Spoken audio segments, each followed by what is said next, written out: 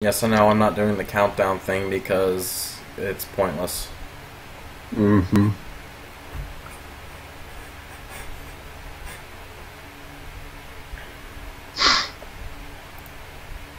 Alright, we're live. Hey everyone, welcome to Talking Time with Caffeine. Click that bell down below because you want to keep up with all our latest videos.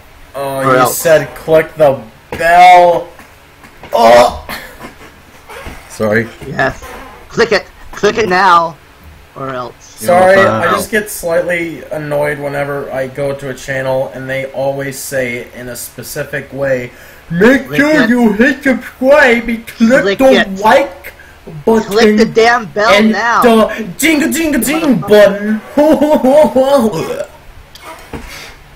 You know, Apple saliva actually got my that's throat. another reason I feel burnt out. I'm tired of watching YouTubers. It'll hurt you. It'll hurt you bad. It's game. Do what you want.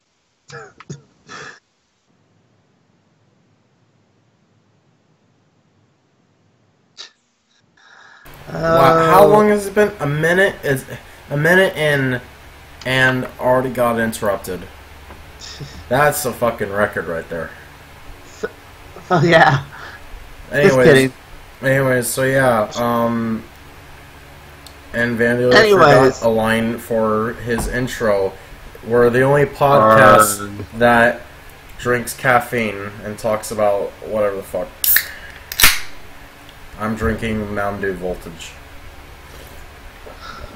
While eating pizza rolls and chips. I was drinking Diet Coke earlier, but Just save some for the 10 o'clock. well, I got a whole bunch of soda over there, but I don't know if I feel like all the way over there. It's too far. Too far. Meanwhile, Anyways, today all three of us are here. Today all three of us are here from the very beginning. Yay. yeah. Usually it's just me or two people when a third person joins occasionally, but today we're all here. And I have a feeling that Brandon may get home during this, and he may come in the middle of the podcast. So, wait, where would he be? Where is he? I don't know. He didn't say. Anyways, earlier today, Snick was talking about how he actually enjoyed last week's podcast, or not enjoyed it, but it was relevant to him. Yeah, like, what I'm gonna say is that the Modern Entertainment Podcast is reflective of how, because I've felt over the last couple of days, ever since I got the flu for a third time and successfully managed to beat it by just taking constant Dayquil and Theraflu. And by yeah, and there I did not die, but I don't know, last couple of days I really felt dead inside. Damn it.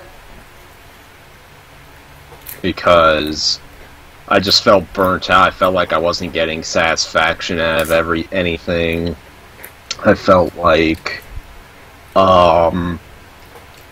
everything was bland, and thankfully I'm feeling a bit better because I volunteered with my dad earlier today, and right now I'm playing Rainbow Six with Blaze 1776, but I don't think he's able to come on today, but Too bad.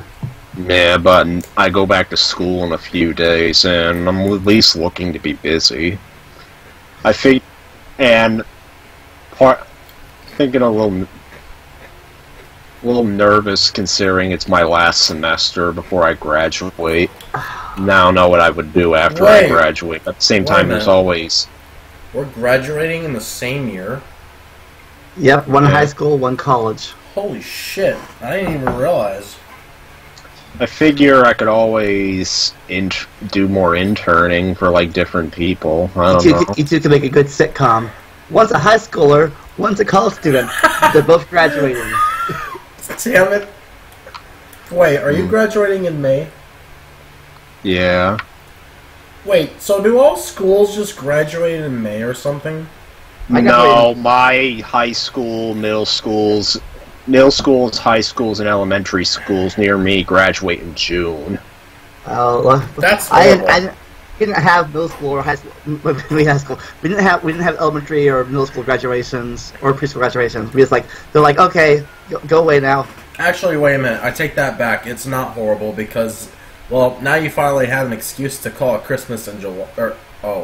July. I'm gonna sit here in shame for a minute. Mine was in June. Both of them. Dominic, you're still there? I don't know if you can hear me again. I mean, I heard him briefly before, but... If you know what's going on, Snick here is talking to an old podcast guest and his old friend. 1776. Yeah, I mentioned it. Yeah, you already said it. I know, but I was telling them that he's talking to him and not us. Yeah. Because it's confusing to some people. Like me.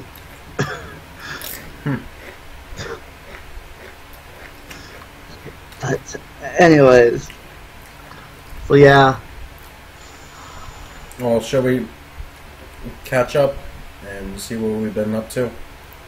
Sure. Oh, yeah. Talking about not doing it on the weekend. Yeah. Review. Get you guys up. Me and Snick had planned to record some videos over his winter break, but first, I got the flu and couldn't talk for 2 weeks. Then he went on vacation to Florida, and when he got back, he got the flu. It was all couldn't do anything at all. And now we're both recovered, and now he's going back to school. So nothing happened. And even then, I just felt burnt out from, I recorded Shrek 2 a few days ago, feeling like I needed to make progress in recordings, and oh man, I got a little upset while recording because I kind of lamented it. Kind of thought about how I was kind of thinking about how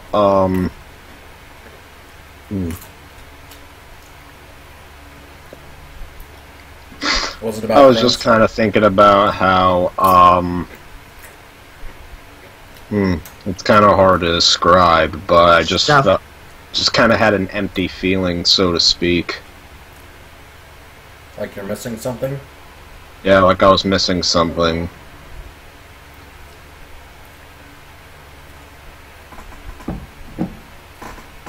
Like, that's the best way to describe it. Yeah. Yeah. I'm just talking. Oh, okay. Yeah. Sorry.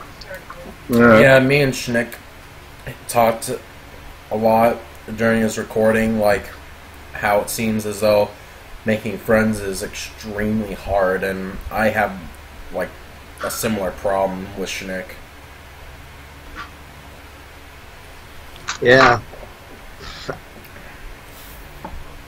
I started making friends now too. Well, kind of.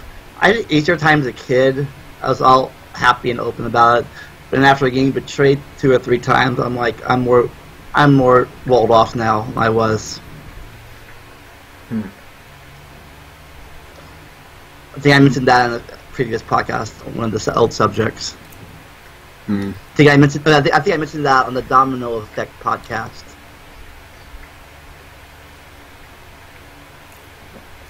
You probably mentioned it on the Bullies episode too.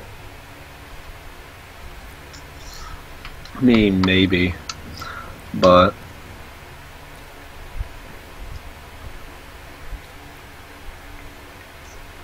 I mean, I feel like I should...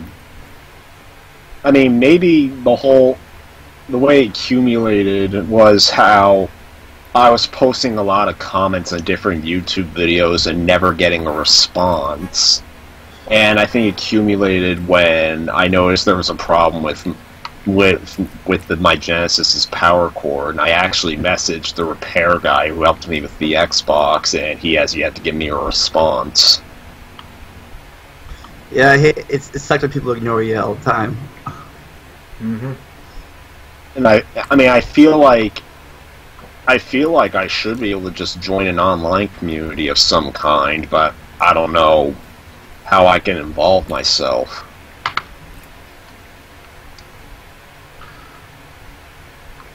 Meanwhile, you can do something with forums. Like what forums? Are forums still a thing? Yeah. Oh, I thought they died. I thought they died in the early 2000s. Have you ever heard of Reddit? That's a forum website, and that's still Reddit? popular. So is 4chan. Well, 4chan's 4chan. I wouldn't go on there. Yeah, but... Well, actually, forums is how I got... I went to the... Actually, well, forums is how I got tickets to go see Boy Meets World in the 90s. I joined an ABC forum for Boy Meets World, and some people were saying, I got tickets to go see Boy Meets World, like, okay, I'll come see him. Got on a plane, got on a plane and go met him in California. Oh, wow. This is pre-9/11, so flying was much easier back then.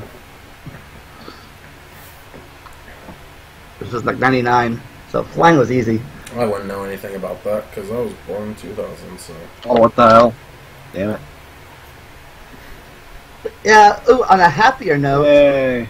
I mentioned this on the Skype chat, but I now have a fourth reason to get a Switch for my taxes. A fourth game. The World Ends With You. It's going to be remade on the Switch. Yeah, I did hear that game was coming to Switch, and I also found out Dark Souls is getting a remaster. It's getting released on the Switch. I'm just getting the PS4 version. So now you get 4 games to buy. The Breath of the Wild, Switch version, Odyssey, Splatoon 2, so I can play. So Mario can stop bugging me about it. I think he's bugging me for a while now. Bugging you? When did I last bug you about it? He didn't really. I was making a joke. But yeah, Splatoon 2. So Mario's something to play with, and I know he still plays that game. Occasionally. But I might check it out now. And now, when I can play the world interview of that, having to get it on my game on a DS emulator. I mean, I feel like if I get out more, like if I stop playing games as much, like I figure eventually the burnout will end and I'll eventually get satisfaction out of it again. Yeah, well, my problem with getting out more is I have no one to get out with.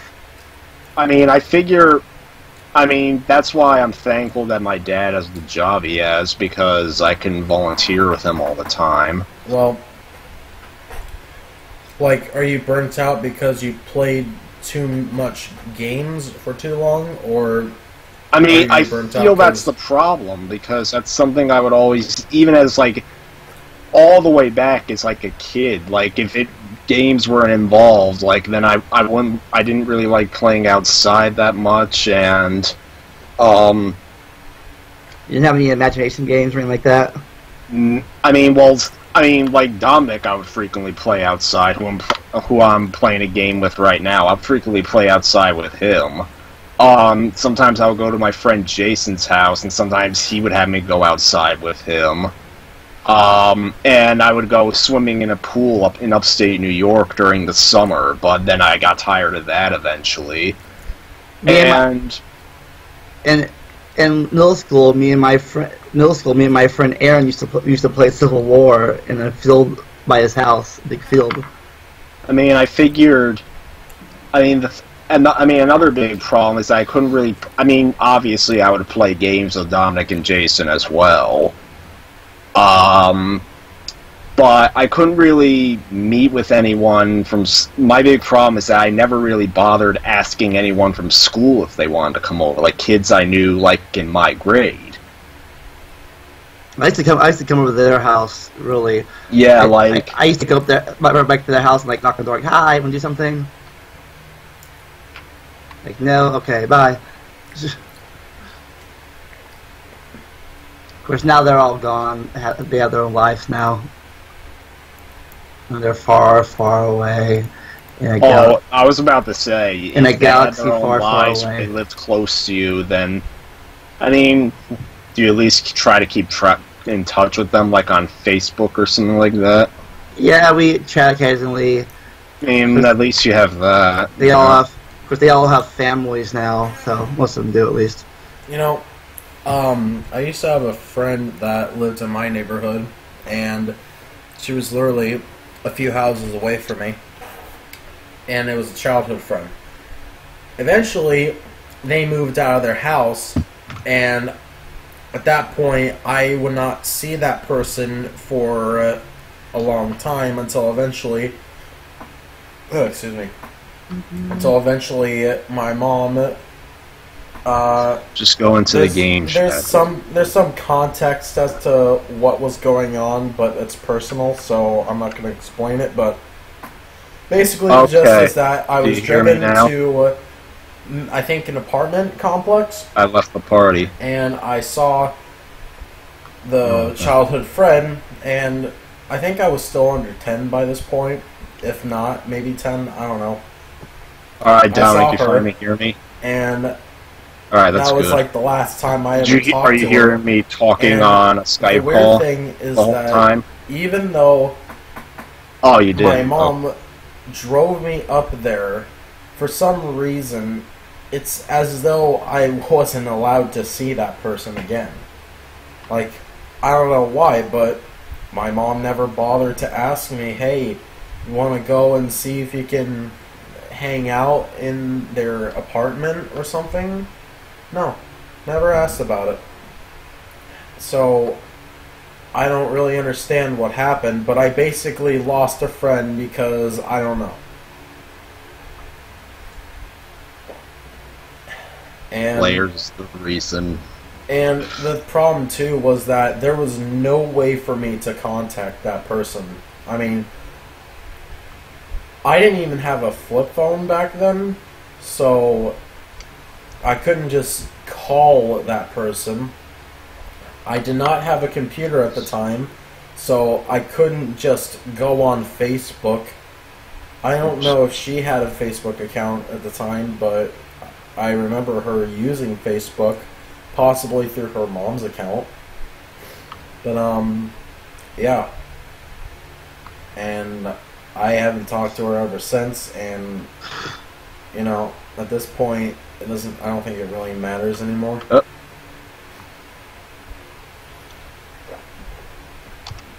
So, yeah. That's how I lost one of my friends.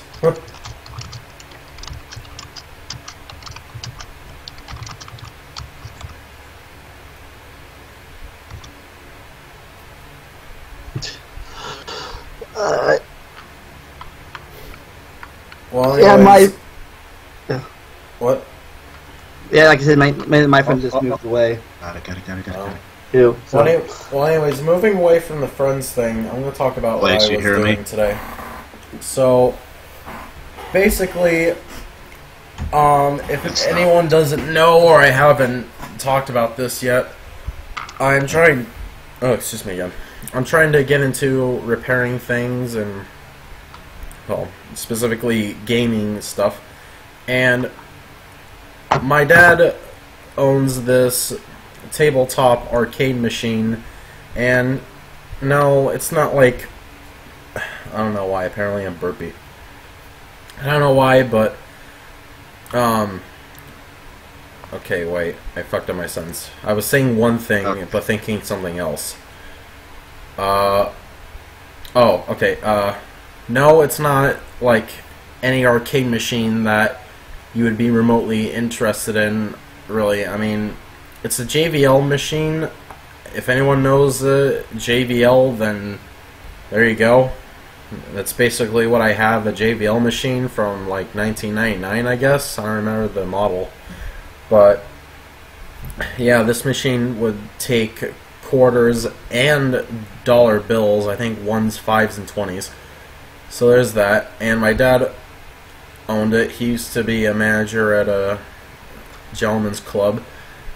And he eventually took it home one day, and it wasn't in the bar anymore. So basically, we got to keep it.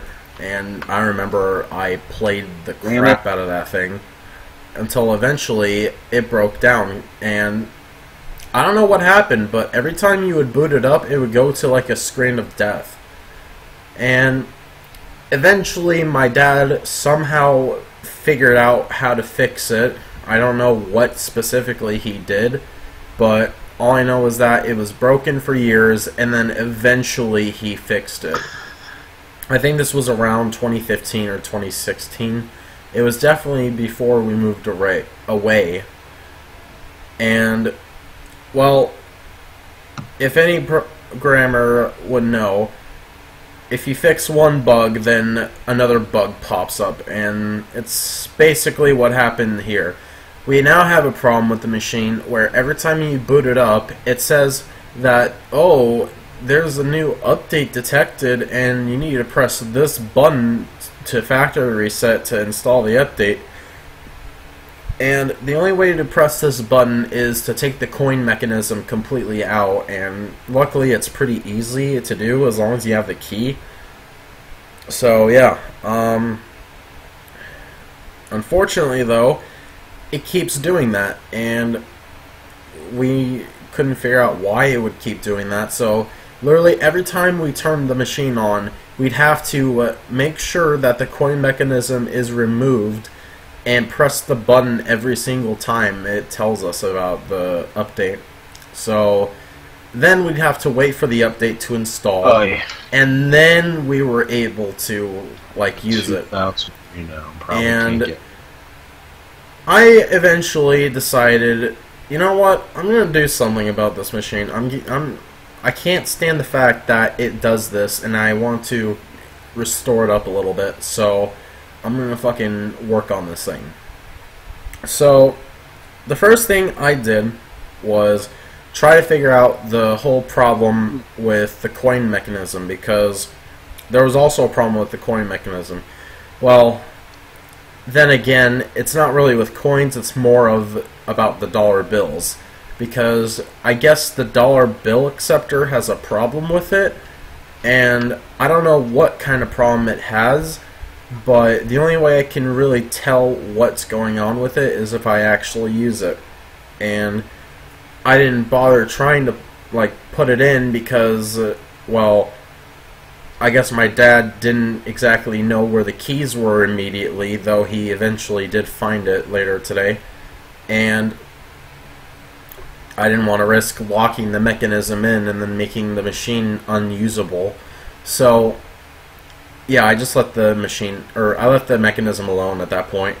Then the second thing I did was try to figure out what was causing the constant update, and I thought about it until I figured, well, if there's a disk drive in the machine, then there must be some disk updater that was installed, and that could have been the reason why the machine was fixed from the death screen in the first place. So it's probably not why, and yeah, so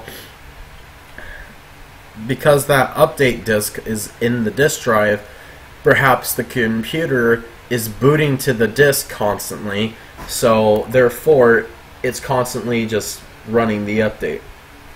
So then I open up the back, and opening up the back is also easy because once again there's just a lock holding it in place, and that's about it. And I looked in the machine, and believe it or not, there was a disk drive in there, just like I thought. So I opened the drive, and surprise, surprise, there's a disk in there. Though I don't think it necessarily says anything about an updater disk or whatever. So I just kind of assumed it was. I took the disk out, closed the disk drive, and then I tried booting up the machine again after the disk was removed. It now gave me a new message saying that the CD-ROM failed or whatever, so it's running from Flash. And luckily everything is installed in Flash already, so there's no problem with that. Then, here's the weird part.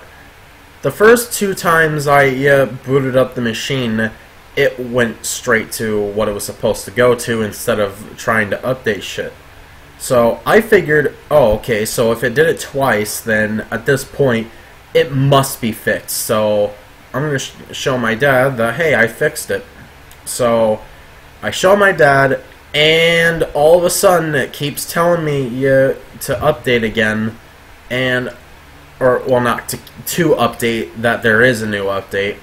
And I'm just thinking, what the fuck? Why is it doing this again? There's no disk in there to cause this, so what else could possibly be causing this? And that's where I left it off, because I didn't really have any time at that point, because I had to do something.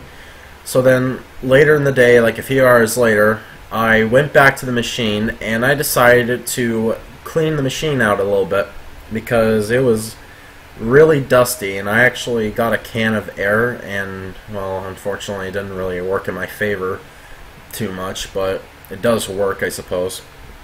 So I'm cleaning off the machine, and I noticed, well, actually earlier today, before I started cleaning it out, I noticed that there were spider webs, and I'm like, the fuck, spider webs? Why is there webs in here? So I just kind of assumed nothing. Oh shit. Okay, well now I gotta check the layout, and it's messed up. God damn it. I don't know, I guess I'm gonna have to talk while I'm fixing this. So, yeah, I basically just didn't worry about it until I was cleaning it. Then, I was surprised to find that there was a spider living in the machine. Specifically, it's a beautiful day in the spider hood. Specifically in the fucking coin bucket. And I was kind of surprised to see a goddamn spider in there. I completely did not expect that. So, yeah, I basically booted the motherfucker out of the coin box because I needed the coin box. And I had to clean all the cobwebs out. At first I was basically simply cleaning off the shit with the goddamn wet rag. Okay, why is this not working? Trying to click the text for Schneck and it won't let me. Okay, now it's letting me. Goddamn. Okay, mini ran over. So anyways, as I was wiping it, I thought to myself, wait a minute, I have a better idea. And then I decided to rinse the fucker. And since it was only plastic, I figure, well, as long as this thing isn't put in the machine for a while, then it should be fine. And that's exactly what I did. And I cleaned off as much dust as I could. And the machine looks a lot better, actually. Oh, and there was also a sticker on there. It was a SpongeBob sticker that... Well, it's one of those stickers or things that you put on your refrigerator where if you look at it from a different angle, it changes what's on it, depending on how you're looking at it. Yeah, I threw that thing out because I didn't want it on the machine anymore because it looked weird, and I didn't really care for the sticker. So, yeah. And now I gotta have to clean off the fucking crap that the sticker had on it. So, yeah. Let's see. I did not clean out the coin mechanism yet. I still need to undust that thing. And yeah, the only other thing I can really do at this point is try and find an online manual, which I can't find one. I had one bookmarked, but for some reason, whenever I click on it, it won't actually load. So it's as if the PDF is just deleted or something.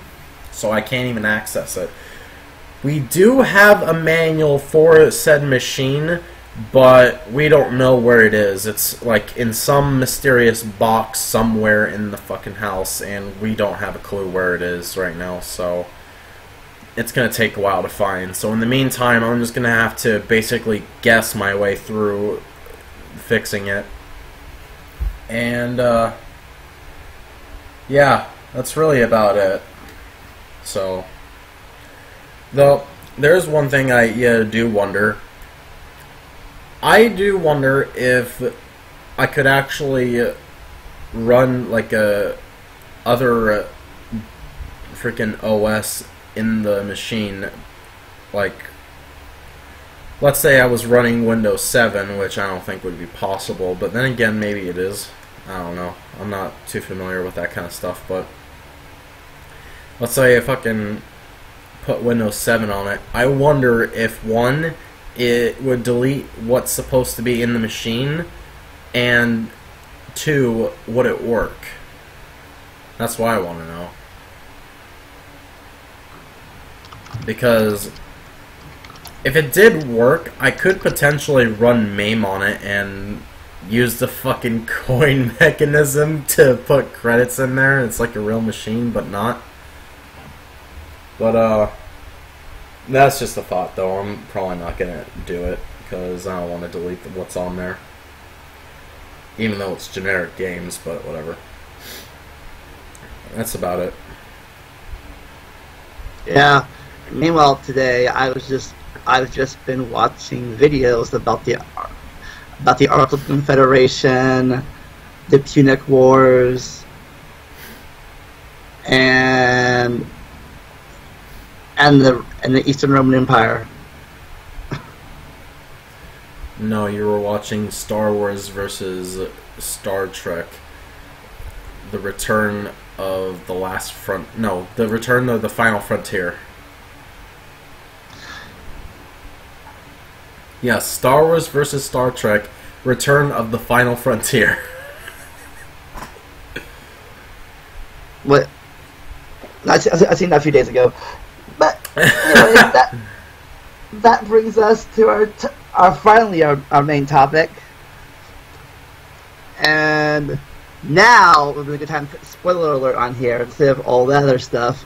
Except, oops, I had it for the entire time. Oh well.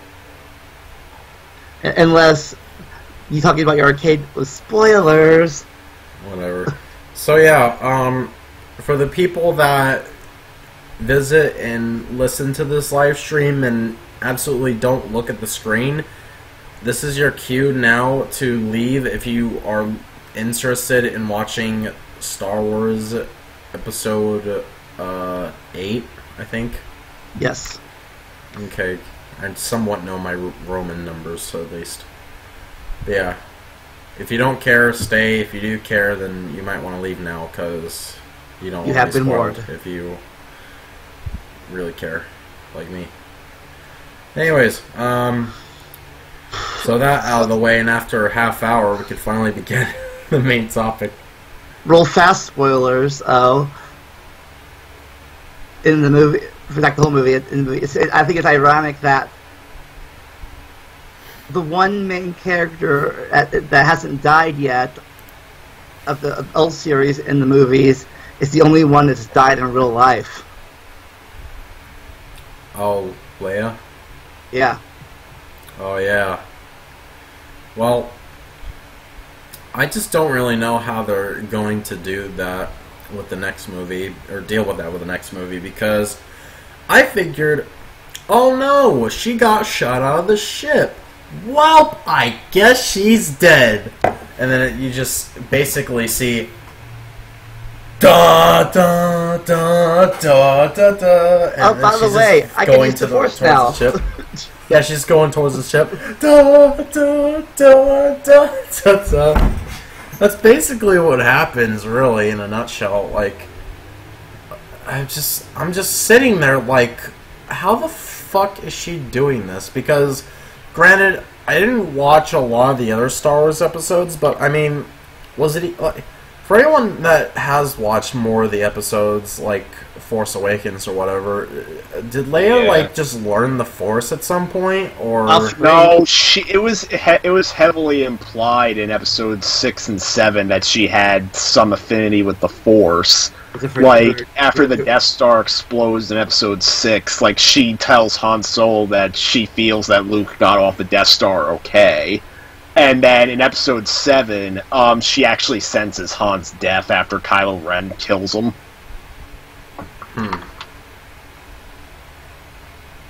Yeah. Wait. So there's a lot of expanded universe stuff that actually does show Leia as a Jedi. One of which is Star Wars: The Force Unleashed 2, where you actually fight Leia as the final boss of a DLC. Yeah. Wait a minute. Did you say she sensed Luke's death? No, she sensed Han's death in Episode 7. Oh. She probably sensed Luke's death too in this episode, but didn't show it. But yeah. Well, that's the thing I want to learn is how this they never explain how this last this New Order thing got like they won the war, all of a sudden they're hiding again because reasons. Well, what I want to know is how is Leia like still alive exactly besides the Force part? I mean, like, wouldn't you think that she couldn't breathe or something? She's the chosen one's daughter. Of course she can breathe. You know, it's funny because in a lot of Star Wars stuff, very rarely do you see like people getting trapped out in space and not able to breathe. In fact, I think the Clone Wars TV series actually showed them going out in space with helmets. Wow. Yeah. But yeah, well, this movie started with a space battle, something they haven't done since Revenge of the Sith. Really? My God. Yeah, Revenge of the Sith started with a space battle. Wow. Oh my God. And apparently they have space bombers. Oh, yeah. And a general named Hugs. General Hug. This will give you a hug. Exactly. So yeah, so they bombed the ship, even though all the bombers got killed in the bombing. So the guy was like, "Hey, we succeeded," and Leia's was like, "No, everyone died, you fucking idiot." I'd also like to know, like, how is this even still going? Because I don't know if it's just me and my ignorance of the series, but I legitimately thought that this series, like, ended when they defeated Darth Vader and destroyed the Death Star. They defeated the Emperor, you mean? What? When they killed the Emperor? Oh, well, I guess they defeated the Emperor, but then Darth Vader died. Yeah, that makes more sense now. Yeah, but, yeah. Then blew up the Death Star. Well, truth is, George Lucas always intended for the series to just stop at Episode 6. He's like, that's the whole... It's about the redemption of the Skywalker family, and Episode 6 ends with Luke redeeming Anakin. So what else is there to tell? And it wasn't until Disney bought Lucasfilm that they decided to make the sequels. Because as Snick liked to say, money. We've got to have money. Marketing. So, yeah, and then I'm just like, wait, there's more?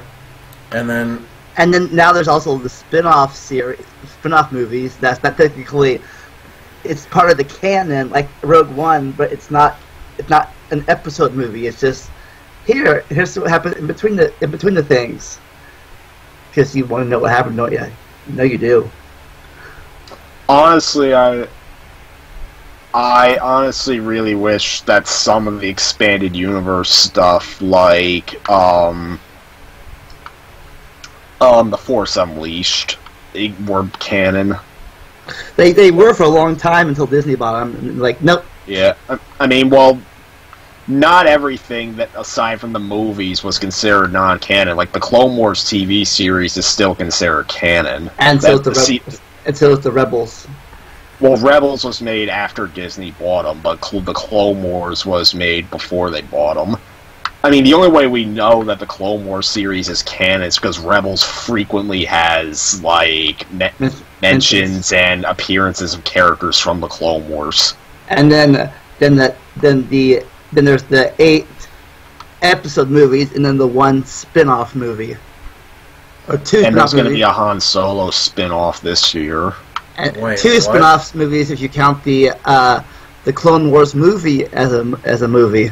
Wait. Well, the Clone Wars movie is basically a glorified pilot to the TV series, and from what I've heard, the movie sucks, even though the TV series is pretty good. Wait, what do you mean? Did I ever tell the story in the movies podcast? Like in the movies podcast episode from like 4 months ago, I actually told the story of how my dad was going to take me to see the Clone Wars movie, but due to a long series of events, I just told him no. And I unknowingly saved myself from a bad movie. So, you had a question, Mario, about Han Solo? Yeah, what do you mean a Han Solo spinoff? Probably like Rogue One was a spin-off. This is going to be a movie about Han Solo. Well, okay, wait a minute. Well, I'm confused though, because okay, first off, how are they going to make a Han Solo spin-off? Because he's dead, isn't he? Well, so was Anakin and Padme. They made movies about them in the prequel. So there you go. Well, back in time. In the prequels, well, that's different though, because it's supposed to be events before they even died, so that at least makes sense. So this is going to be events before he died. They're going back in time again. Well, like if that's the case, then like Rogue One at least went back it in makes time. sense. Like Rogue One went back in time. And second, how the fuck is Rogue One a spinoff? Because it's not not like a spinoff. It's not part of the 8. It's not a numbered movie. So I consider it a spin-off. Well, I can't really see that though, because it's still part of the main plot. Yes, but it's canon, but it's not one of the episodical numbered movies. But then why would it be considered a spin-off? Because, I mean, is there just different definitions for people, or... You want to explain that? I don't know how to explain that. Can you explain that, Snick? Snick. Schneck. He's not there. Schneck. Okay, can you hear us? Hello. Yeah. See, Alright. This is why I hate being distracted by other things. Alright, Vandeli, ask him again. Can you explain to Mario here why Rogue One is a... I don't say spin-off is a good term for it, but it's not part of the 8 episode movies. It's a spin-off because it tells a story that wasn't... It tells a side story that doesn't follow like the main characters of the movies, of like the main episodes. I mean, I guess, but it's still part of the main plot, isn't it? I thought a spin-off... Yeah, but it basically, for the longest time, the story of how the Death Star plans were actually obtained wasn't that important, I guess you could say. And then it's just basically a little side story explaining how they got it. I don't know, I just can't see it being called a spin-off, because I consider a spin-off a story that's its like completely own thing, where it's not even part of the main story. Just like how, you know, you have your mainline Pokemon games, but then you have your Mystery Dungeon series where it has nothing to do with the mainline games, and it tells its own separate story entirely. Same thing for some of the other Pokemon games as well. No, I would argue that when you have like TV shows, like for instance take Law and Order for instance. You have the original Law and Order series, and then you have Law and Order SVU, which is set in the same universe, but it follows a completely different cast of characters. With occasional guest stars from the original cast. Yeah, and the same thing happened with CSI. Like, you have the original CSI, which takes place in Las Vegas, and then there's one episode serving as a backdoor pilot to a spin-off series, CSI Miami. And the same thing with the NCIS series. Yeah, and NCIS actually was spun off from a series called JAG. Wow. Like, so, in fact, my Graham watched JAG all the time. And so NCIS was spun off from JAG in 2003, and then NCIS itself got its own spin-offs, like NCIS Los Angeles, and I think there was one other series, and then I looked it up. Apparently a few characters from JAG do occasionally reappear on the original NCIS. I guess you could consider Rogue One either episode 3.9 or put Rogue One and episode 4 together as one big movie, because it pretty much leads right into it. You know what would make me happy? If freaking streaming services like Netflix, Amazon, Vudu, or Hulu, if they let you just combine multiple different episodes of like one single TV series, and they let you just watch them in a random order instead of just having, you need to watch this one series in a marathon, and if you want to change series, you gotta manually do it yourself and go find the other series. Like, I kind of wish that you could make like a playlist of sorts. Yeah. But wait, okay. But now I have another question. So, are you saying that the other Pokemon games, Mystery Dungeon and some of the other ones, aren't spin-offs? Well, they technically would be, because they have different gameplay. Well, not really technically, more like definitely, because, like I said, it's its own separate thing that has, like... Yeah, I wouldn't consider them spin-offs at all, really, because a spin-off to me is you take a character or a character from the original. You have to have at least, for a spin-off, in my opinion, you have to have at least one or two characters from the original canon that's still part of the original canon, but having their own adventure. Are you referring? Wait, now what are you referring to? Pokemon or Star Wars? Well, both, really, because I don't think in Pokemon Dungeon, I don't think there's any main characters in that series. But in Rogue One, you have the you have Leia, Darth Vader, the Tarkin guy from Episode 4, all in Rogue One. So I will say this.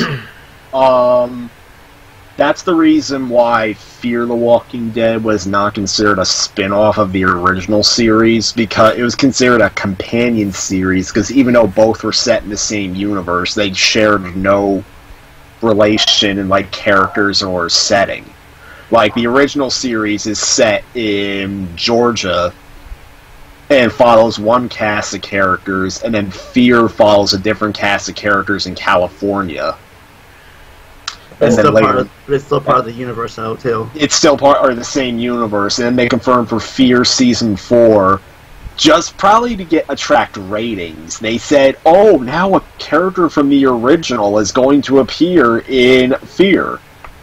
And a lot of people thought it was going to be a character called Abraham, because the thing is, Fear's timeline is not linked up with the original at all. Like, I would say in Season 3 of Fear is when the beginning of the original series finally began to take...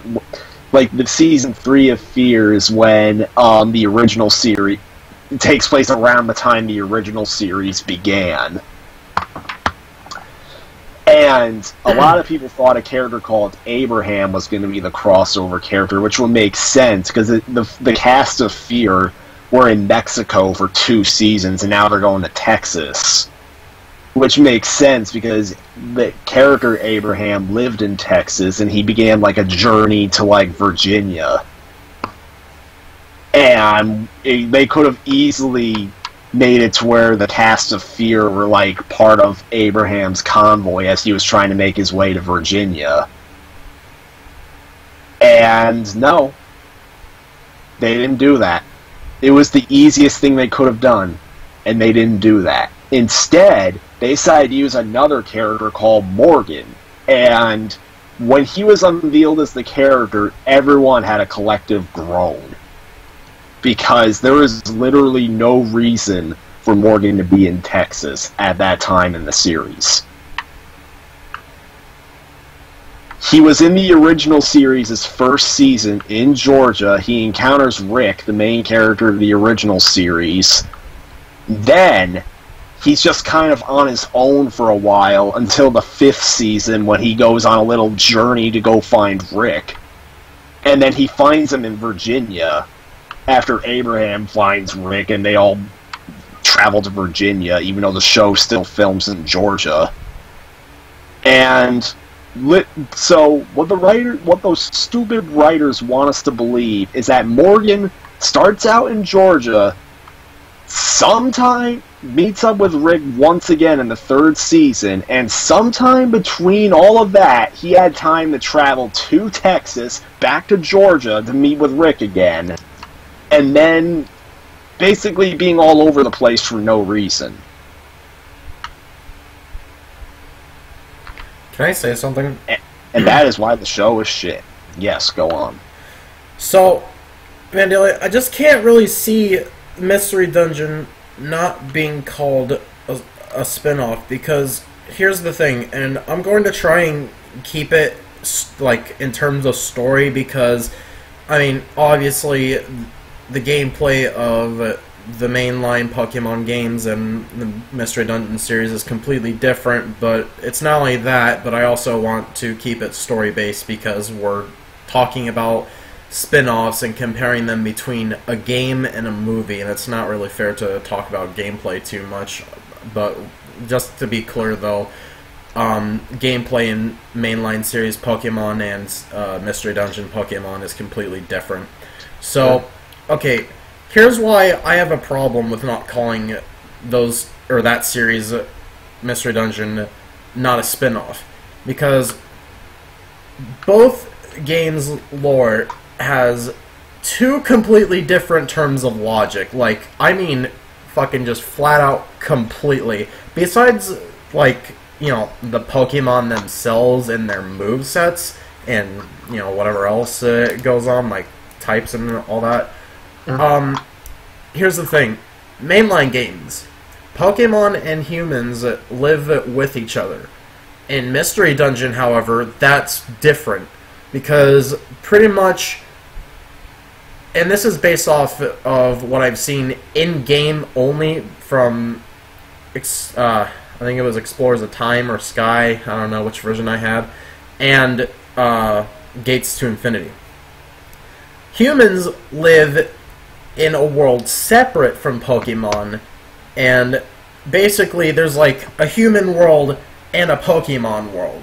And in these games, you, the player, goes into the Pokemon world. Don't know how, because it's just mysterious. They never really explain how it works, but they get transferred, turn into a Pokemon, and now the player is able to actually talk with Pokemon. Right there. And that's exactly why I don't consider it's not a spin-off, because it's like a separate universe. But that's the whole point of a spin-off, is it's its own separate thing completely. But this still has... If it was a spin-off, it would have characters from the anime or other games. Technically the problem with you saying that, though, is that Pokemon literally are included in the other series, including anime. So you can't really say that. But in the canon games, humans and Pokemon live together. In this one, they don't live together. But that's part of the reason why it's a spin-off, though, because it has different logic entirely. No, I consider it a separate canon completely. Well, like some people, yeah, a spin-off can have a separate canon. No. Why not? It'd be like saying that the CDI games, Zelda CDI games, are a spin-off of the other games. They're not. Well, I mean, I think the CDI games are more of a is this canon argument. They're separate. I think they're a separate universe. Or if you believe they exist at all, if you believe they exist at all, most people like to say nope, they don't exist. They never existed at all. I'm not sure how the community treats the CDI games, so I can't really say whether or not the community considers it canon, and I don't know if Nintendo considers it canon. I think most of the community hates them. Well, obviously. But, I mean,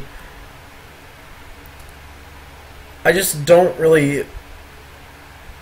I mean, Schnick, wouldn't you consider the Star Wars Force Unleashed games or Star Wars Starfighter, you know, like, a spin-off to the Star Wars series? They basically are spin-offs of the Star Wars series, and they were all considered canon at one point, but now the great majority of them are not. But way I see it, I still like to pretend that some games like The Force Unleashed are still canon, because unless they make a movie that fully describes how the Rebel Alliance was formed, I'm saying The Force Unleashed is canon, because that tells the story of how it was done. I thought that was explained in the Rebels series. That it was explained in Rebels now. I don't know. I thought that the whole point of that. The whole point of no, I thought the point of Rebels is that the Rebel Alliance was already formed and it just followed the adventures of some of the rebels. So here's my question: and yes, I know they were originally canon, but I can technically say this since they're officially non-canon. If Star Wars Starfighter and Star Wars Battlefront are not canon, but they can still be considered spin-offs, then I don't understand why Mystery Dungeon can't also be considered a spin-off. You know what I mean? Like, but I've explained my opinion on it because one universe they're together, another universe they're separate planets. Yeah, but technically now now Disney is saying that those games are its own lore entirely because of the fact that it's not considered canon anymore. It's like how all three Spider-Man movies are their own universes. They're not spin-offs of each other. They're separate universes. The Tobey Maguire Spider-Mans, the Spider-Man, whatever that one was where the girl died in, the two movies, and now the Homecoming movie are all three separate universes. Not spin-offs of each other. They're different universes. Okay, they're not... I wouldn't consider those spin-offs. I would consider them reboots, though, because really that's what they are. And so then I could consider Pokemon Dungeon a reboot. Well, okay, wait a minute. Hold on. I'm just going to stop you right there. You can't call it a reboot because it's not a retelling of the mainline Pokemon games. That's not what a reboot is. And that's not but that's not what spin-off is either. What that is, it's a spin-off isn't a reboot, but you saying that Mystery Dungeon is a reboot is factually false. It's still a different universe. It is still a universe, but it's not retelling us. But it's not. But the problem is. Well, hold on. The problem, though, is that you're saying it's a reboot, but a reboot is a retelling of a story. Yeah, and that is a spin-off. It's not a different universe. It's the same universe. So Pokemon Dungeon is not in the same universe. It's a canon game, so it's not a spin-off. So basically, you don't consider it a spin-off unless it's within the same exact universe. With the same logic.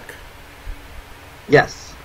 Okay, so if they can't be called reboots and they can't be called spin-offs, then what would you consider them being?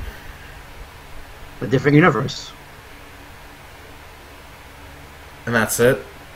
I don't know what to call it. It's not a spin-off and it's not a reboot, so it's just separate. Schnick, what is your opinion on this?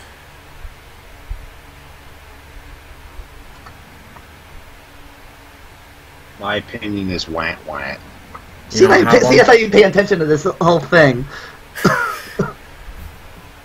I mean, this whole freaking spin-off stuff, I mean, the way I see it, all a spin-off is when you spin off from something else. Like my elegant spin?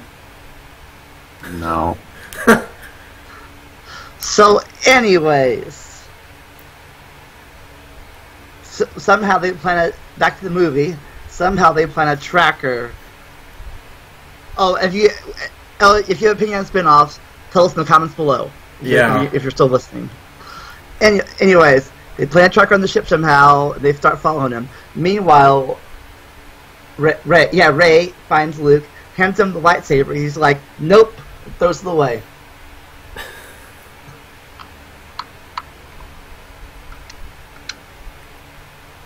So, Snick, you have any opinions so far in the movie? I mean, well, I know a lot of fanboys were all butthurt over,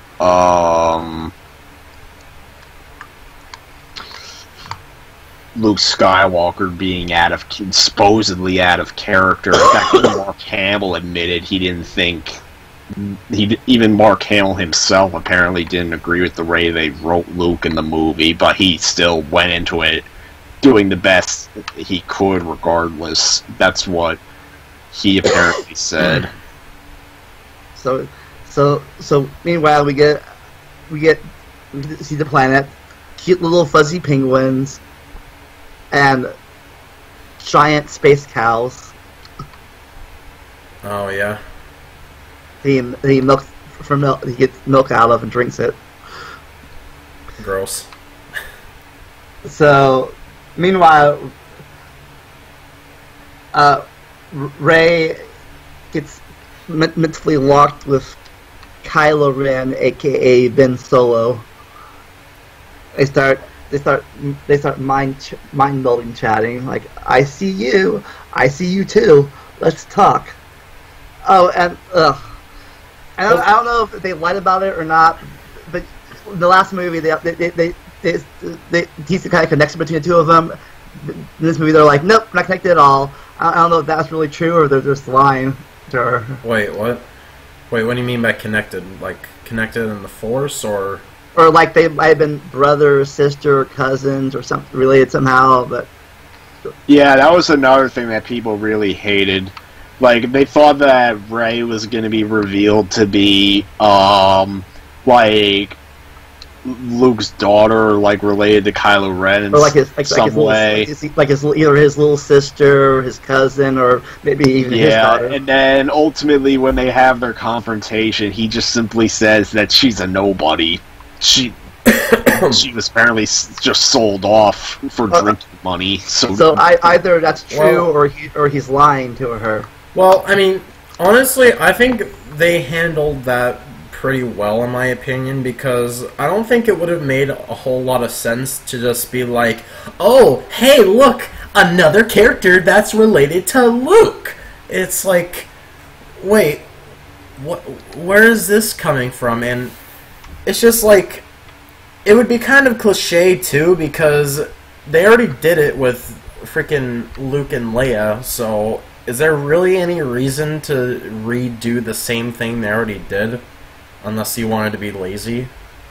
I mean, that's just what I think.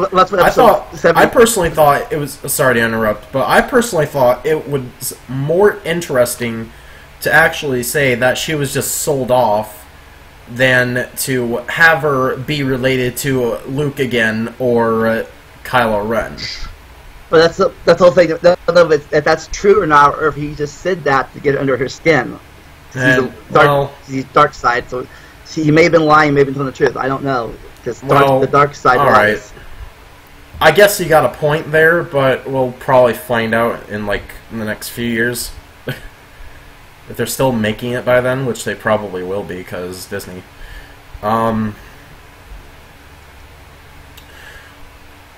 Yeah, so finally, I don't know. I still thought it was a lot more interesting than redoing what they already did. So, but then again, maybe they'll do it later. Who knows? So finally, he's like, "Fine, I'll teach you." And so, like, okay, they start their training, and she immediately goes to the, like, immediately taps into her, like power. He's like, nope, not doing this anymore.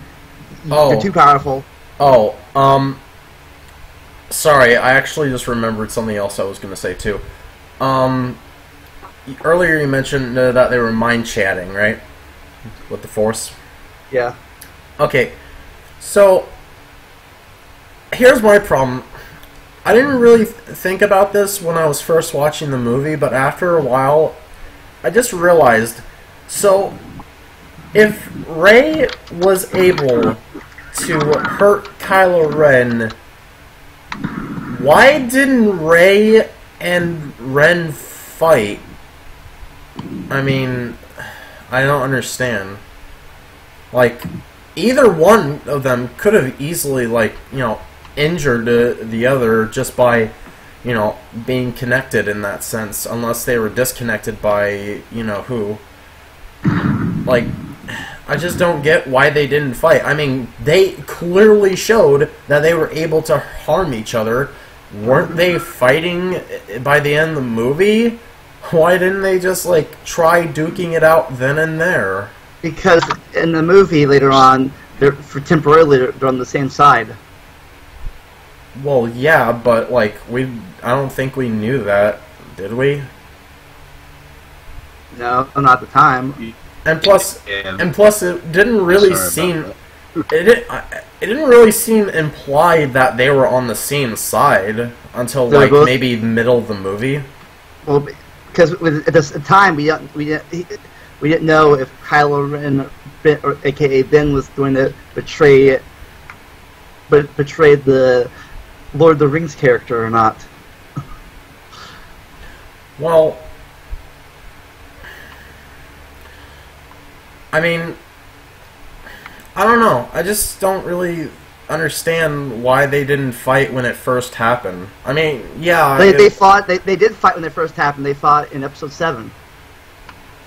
When they were mind connected. No, before they in Episode 7 they were mind connected. Episode 7 they first met Episode 7 and they fought then. Wait, so they were mind connected in Episode 7 too? No. Wait, now I'm confused. Okay. They fought. They already fought Episode 7. Yeah. But, like, face to face, right? Yeah. Right, so we're assuming... I don't think when they're mind connected, they're just talking. Well, yeah, but, like I said, they clearly showed that they were capable of hurting each other, so I'm assuming that they were still hating each other by that point in the story, so... I mean, I just don't really understand why they didn't try fighting then and there. Because she couldn't do it yet, I guess. She couldn't do it yet? Fight. But she was literally hurting Kylo when it first happened. When? How? Well, okay, so he was at that thing that was, I guess, repairing his face or something, and they were mind connected, and, you could clearly tell that Rey was intentionally, hurting Kylo because, well, they can see each other, they can hear each other, and they can practically touch each other and feel the touch. How was I don't remember her hurting him at all. Really? The injury he got was from their fight in the last movie. Well, I'm not saying that she injured him. I'm just saying that it was. You mean emotionally hurt? You mean emotionally hurt him or something? No. She didn't physically hurt him. All I'm saying is that the movie clearly showed that when they're mind connected, they can literally touch each other. Yeah. So, my question would be, if they still hated each other by that point in the movie, why didn't they just duke it out then and there once they realized, hey, we can actually hurt each other? You know what I mean? I still don't know how she can hurt him through their mind connection. Physically, at least. Well, I mean, I can't really tell you the specific science and how it works, but all I can really say was that the movie literally showed that it was possible. Just, I think it's more like a mental touching thing instead of a. Yeah. Well, yeah, but still, I think my point stands that if they were able to see, hear, and touch each other in a sense, not literally touching each other, but they could feel touch, then why not fight then and there? You know? I mean, I'm not saying that, oh, it had to be their final fight. I'm just saying they could have tried it, and then... Because I don't think how they could. Because one, she's still learning. She can't do that yet. What do you mean she can't do that? Be mind connected? No, fight. Well, mind connected. She's still She's still in training. She's not like Luke was, where he could do from where Luke in the movie could do that kind of thing from like light years away. She hasn't been training in the Force that long. Luke hurt Kylo from another planet? I don't remember that happening. He didn't, and neither did she. So they can't hurt each other. Well, I really don't remember that happening, because if that was the case, then I would have to assume that... In the movie, Luke projected himself from his hideout to the rebel planet was. Yeah. But you're saying that Luke was able to also hurt Kylo, right? Mentally, he did. Well, okay, mentally, but I'm not talking about mental hurt. I'm talking about physical hurt. So, if he can't do it, then how the hell could she have done it? All I can really say at this point is you just have to rewatch that part of the movie and see that they were basically literally hurting. Schnick, wasn't Rey hurting Kylo when they were first mind connected? Like, wasn't it show? Didn't the movie show that they could like touch each other in a way? Touch each other? Wow, mind connected. I think it was shown at one point. Yeah. Yeah, but I don't see how that can hurt. That could hurt him just by touching. And plus, also, even if she is still training, though, I mean, why not argue that maybe her potential just wasn't controllable yet? I mean, I'm just saying that as a hypothetical question.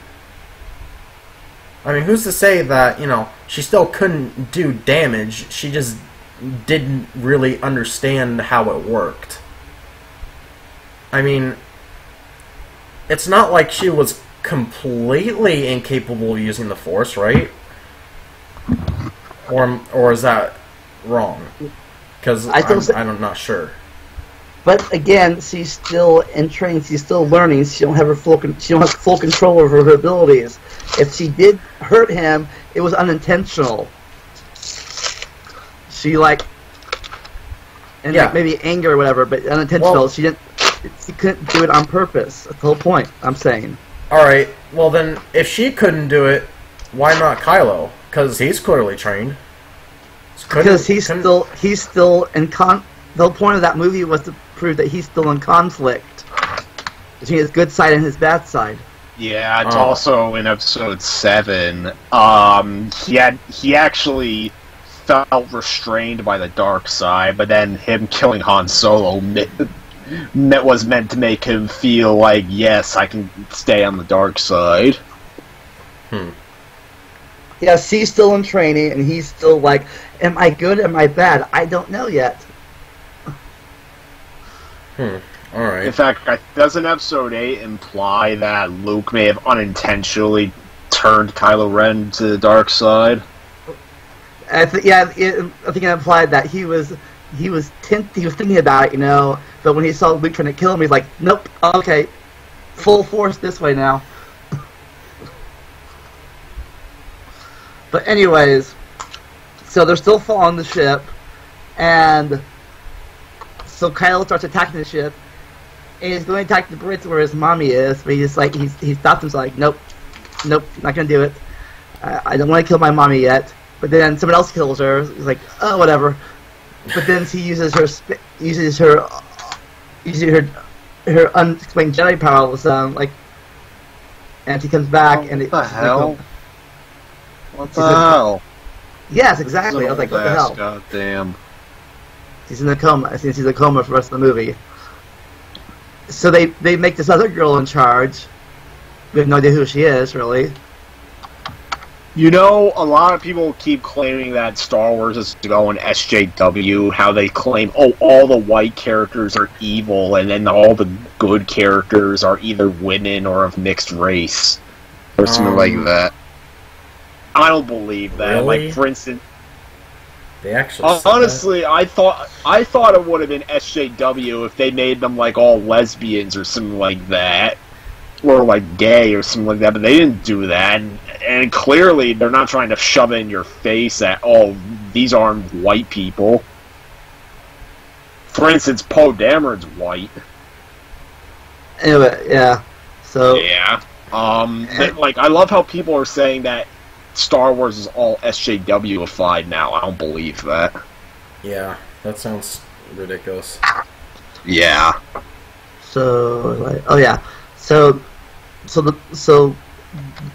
I forget his name, but he tries to leave the ship to lure Rey away from the ship, but then the girl, the sister of one of the people that died in the bombing incident, like what's that? Zaps him or shocks him or whatever that thing is where you shock somebody. What's that called? Zapping or stun gun him, I guess. And they realize, oh yeah, we can destroy the thing. We gotta find a way to destroy the tracking device. So they contact the little alien girl or guy from the last movie. Like, get from the code breaker. Okay, time for adventure. Meanwhile, the pilot guy is all like, grumble, grumble, grumble. Tell us what's happening. And we're like, no, trust me. Like, I don't want to trust you. So he starts a mutiny on the ship, while the two side characters, the ex stormtrooper and the cargo girl go to the casino planet. Oh yeah, here's the part that I remember from the internet where people complained, oh, that whole section of the movie, yeah, that didn't need to be there. Okay, so explain to me this. If that wasn't in the movie, what else could they have possibly shown? Because I think jack fucking shit was going to be shown if they just stayed where the ships were. I mean, really, was anything exactly happening that was relevant to the plot? I don't really think so. I mean, at that point, all we know is, oh, they're gonna get a code breaker. Okay. But then it's like, well, how do they get the code breaker, and, like, what happened? Where did they go? Like, I just don't get why people said that part of the movie did not need to be there. I think that's just kind of stupid to say. There's just nothing else that they could have shown. Like, literally, I cannot think of anything they could have shown that was better than that part of the movie. So, yeah, people complaining about that, I don't really understand why they're complaining. Yeah, people like to complain about things, I guess. Personally, it's funny because everyone complains about the fourth Indiana Jones movie, saying, oh, it was so stupid, not knowing that the second movie had a lot of stupid things too, and yet they praise it as good like the other twos. Probably because it's older and people are like nostalgic about it now. Yeah, that's a pretty good argument. But yeah, I personally, enjoyed that part of the movie. Was it my favorite? No, but it was pretty eventful. Yeah, with the space horses. Yeah. And then the backstory of that cargo girl, like We used to be slaves, and now we're not. Dun dun dun dun dun. But so yeah, they find a code breaker, and they escape the planet after trashing everything in the neighborhood. Oh yeah, here's another question too. So what was the whole point of the characters trying to get the code breaker they were looking for, finding said code breaker, and then getting arrested, being thrown in jail, and then saying, fuck it, this guy's good enough. Like, what was the whole point of that? If you weren't gonna go for the guy, then couldn't you have found just another code breaker to begin with? Like, why would you contact someone about a code breaker you're supposed to look for, but then later say fuck it and just go with a different mainly one? because he had a ship to get him out. I think mainly because he had this ship to get him out of there. He's like, I'm not going back. Screw it. I think that's the plot was, like, we gotta run for it. He has a ship. Sees the code breaker, so screw it. Let's just take him. Well, do they even know that he had a ship to begin with? Because he didn't have a ship to begin with. He stole it. Well, yeah, but you were saying as though he had a ship. Because he had a ship. He had a ship that rescued him at the very last minute. Yeah. So yeah, he has a ship. We gotta get out of here. Screw it. Let's take him. We'll just use him. Well, I don't know. I kind of felt like that showing the main code breaker was kind of a cock tease because, I mean, did we really know what happened with that main code breaker guy? Nope. He's like, they stopped caring about him. The characters did. I think it would have been a little bit more interesting if they got arrested before finding the main guy, and then they got thrown in jail, and then met the code breaker they took, and then thought he was the main code breaker, and then later on have that as the plot twist. That would have made the plot twist a lot better, in my opinion, if they originally thought he was the main guy. And then they'll later realize, oh, we fucked up. You know? Well, anyways, because he betrayed him for money. Well, yeah, but I'm just saying, like, if the characters didn't see the main guy and then thought, oh, this must be the main guy, then it would have made the plot twist later on a little bit more emphasized, I guess. Yeah. So meanwhile, the one guy decided to rebel against the thing, and he takes control of the bridge, only for Leia to wake up and shoot him.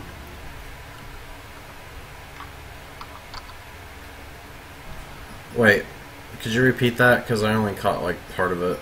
So I said, meanwhile, the one guy gets a revolt, a mutiny going on, takes control of the ship, goes to the main bridge, only for Leia to wake up and shoot him. Damn, damn it, it's really hard for me to remember, details when I have only watched it once, and then... that detail I can't remember right, because I don't even really remember some of the characters' names, so it's really hard for me to picture what happened. All I know who is Leia. The pilot guy gets a mutiny going and takes control of the ship, right? Remember that part? Like how he stops the main, what's the word? The main controller of the ship, or the substitute controller, he holds her hostage or something? Not hostage, I guess. I guess it's hostage, but yes, he takes control of the ship, goes to the bridge, tries to get out of there, but then Leia wakes up and shoots him. He was shot? Yeah. Leia walks in the bridge and just shoots him. Okay. Snick, you remember that part? Do I remember the part of... where Leia shoots the mutineer. Where... You mean Poe Dameron? What? God, you pay attention at all? Because I know there's a point where Poe Dameron tries to take control of the ship because the person who's currently like captain in Leia's place. Like, oh, captain. Yeah, and he goes to the bridge, tries to take control of the bridge, but then Leia... Yeah, and then Leia just shoots. Yeah, I remember that. There you go, there you go, Mario. Well, I wasn't saying you're wrong, I just couldn't picture it, because I just couldn't remember specifically what details were there, so I'm just like, ugh, I don't know how this goes. So meanwhile, back at the training planet, Kylo Ren and Rey are still mind chatting, you know, and he's telling her his story. And she's like, "I fucking hate you. You're a loser." But then he's like, "It's Luke's fault I'm like this." And Luke tells her the backstory. So then Rey is like, "I'm gonna go redeem him like you redeemed Anakin Skywalker." So that's her plan. She's gonna go redeem him. So her, Chewie, and some of the penguins go to the Millennium Falcon and leave.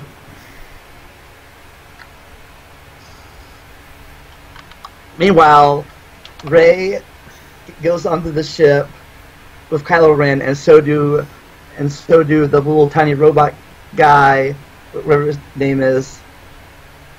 What's the robot's name? BB-8? Okay. What was that? And then... Oh, okay, I was asking that as a question mark, but okay.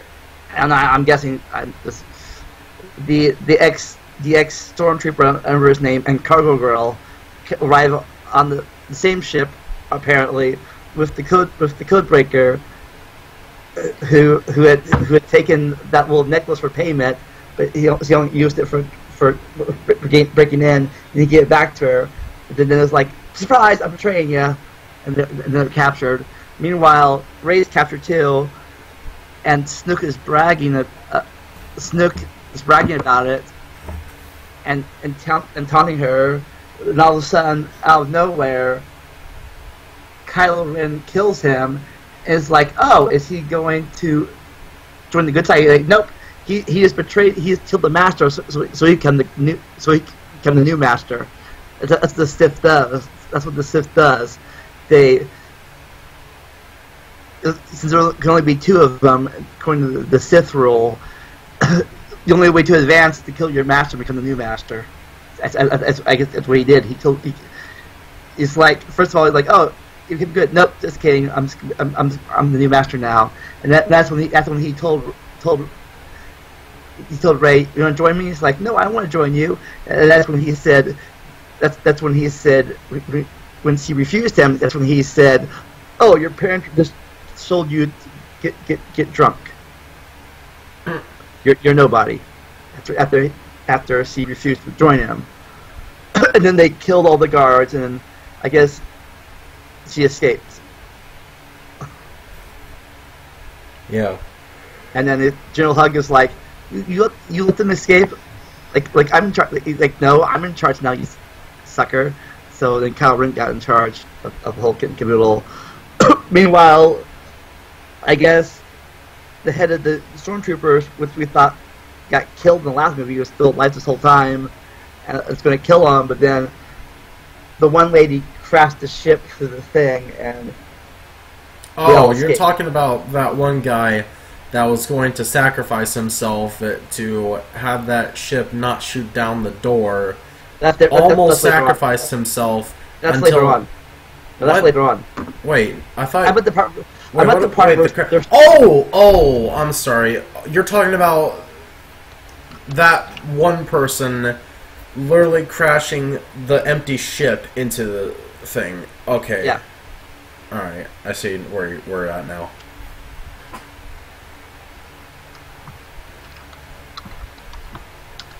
The ship blows up or something, and they all get off. They land on the planet. It turned out the whole time that they were going to that empty planet to hide, but they didn't tell anybody for some reason. Wait, that was their plan all along? That was the Leia's plan, and whoever her name, the in charge lady, while she was Comatose's plan, they didn't tell anybody about the plan. Wait, so what was the other person's plan? What other person's plan?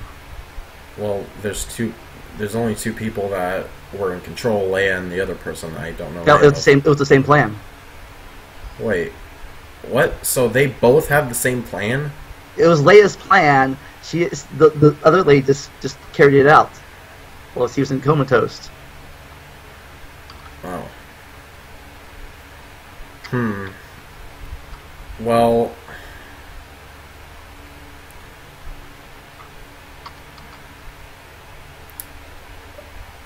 I really don't remember that being their original plan. I thought that was just a backup plan.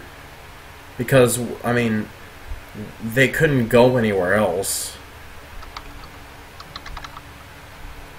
I really only remember it as a backup plan. I don't remember it being their only plan. Well, then, and they never really had a main plan. That was their main plan was to kill the Death Star, and they couldn't do that. They destroyed the thing, and then they got injured. They couldn't run from him. They didn't really have a plan. Well, wait. You said that their plan was to try and destroy those ships, but they couldn't because they destroyed the one ship. Yeah, they destroyed one ship, but wasn't that their? Goddamn. Well, I guess maybe you're saying main plan of the movie. Yeah. Because I mean that was the whole focus for a while, but also. And my main focus right now is to get Snick to pay attention.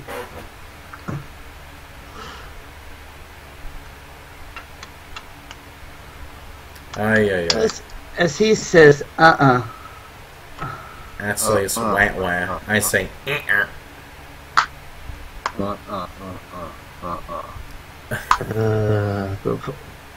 Try the point of having three people on here is for debates and stuff. I'm saying there's two people. Anyway, they go to the thing to hide, but then they follow him there with the big battering ram. So, and that's when the guy goes and says, "I'm gonna ram the battering ram." Yeah, and it's canon. And then this cargo girl rams him instead, and save his life. Like, why'd you do that? Like, I almost had him. And she's like, she's all like, we'll stop them not by hating them, but by loving each other. And then they kiss out of nowhere. Surprised I had crushed on you this whole time.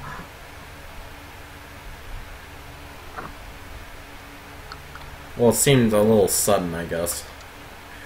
Because, I mean, like, earlier in the movie, I don't think it was really implied that there was something going on. There wasn't, as far as I could tell. I guess she was, like, hiding it? Either that, or she secretly fell in love with him during their adventure on the casino planet. But didn't she die? It's not implied if she died or not. I guess she just got injured very badly, but I think she's either comatose or I don't know if she died on screen. She didn't die on screen. She just got very injured, I think. Oh. So it's open to debate if she's still alive or not. Okay. Anyways, I mean, it was a weird... Oh, not weird. It was an interesting twist. Yeah, but then Luke appears out of nowhere. He just says goodbye to his sister. And it's like, I'm not going to save him. I'm here to attack him. He's like, okay. So he goes to face him. He freaks out, tries to kill him. He survives the gunfires. Or thinking, oh, he must be a badass somehow. He must have reflected all the bullets. At first, I thought it was like supposed to be a slap in the face to the Empire, like or the First Order. Saying how they miss all their shots. I don't think they. First, I didn't think they missed. I thought it was like in episode 1 and 2 where the Jedi could just deflect bullets with their lightsabers. Well, no, because like in the earlier movies, you know, the stormtroopers didn't really have that great of aim. True, but in the earlier movies, but in the prequel movies, you could see the robots firing on the Jedis, and they're like reflecting all the bullets laser bullets off each other. I thought that was what was happening. Well, if that... Okay, even if Luke could do that, we would have seen bullets gone everywhere. He's just that good at... He's just that good.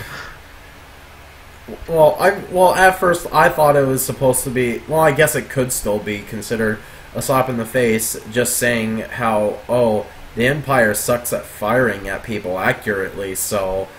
Haha. Are they really the Empire? I think they're the First Order, not the Empire anymore. I think the Empire died with the Emperor. I think that's just... I think there's... Even though they're the same people... they changed their name? Yeah, they're called the First Order now. Well, where's Orders 1 through 65? I don't know. We don't know how Snoke got command.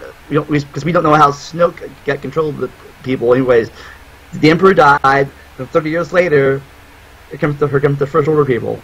I was right about to correct you when I just remembered that it was not Snoke, it was Snoke. And then as soon as I was going to correct you, you started saying Snoke again. I'm like, Snoke, damn. Snoke, whatever.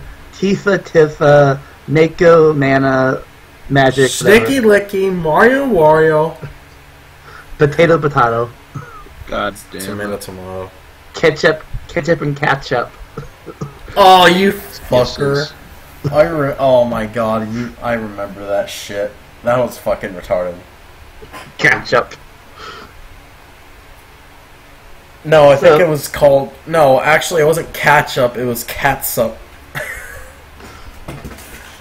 Anyways, moving on from that horrid mess. So Kylo/Ben gets angry, and then Luke says the line from episode 4. He's like, "Strike me down and become more powerful." So he's gonna strike him down, and then he can disappear. He's like, "Surprise! I'm a hologram. I've been a hologram this whole time." And he fades out. and that gave them the time to escape, because they go to the rock slide, and then Rey uses her new powers to move the rocks out of the way to let them escape. But meanwhile, doing that projection thing took all the energy out of Luke, and he died finally, because he was projecting himself the whole time from the planet. And then Kylo/Ben has another hissy fit, but now he's in charge, I guess. So he's the new leader. And meanwhile, Rey's all upset, and then Leia's like, "We still have hope." And then the movie ends, and I guess Leia's gonna die off screen before episode 9. Did they have a Carrie Fisher dedication, or did you not stay? They in the middle of the credits. They nailed the character. It says dedicated memory of Carrie Fisher in the middle of the credits. Oh wait, they did that? Oh wow, I wasn't there long enough to see it.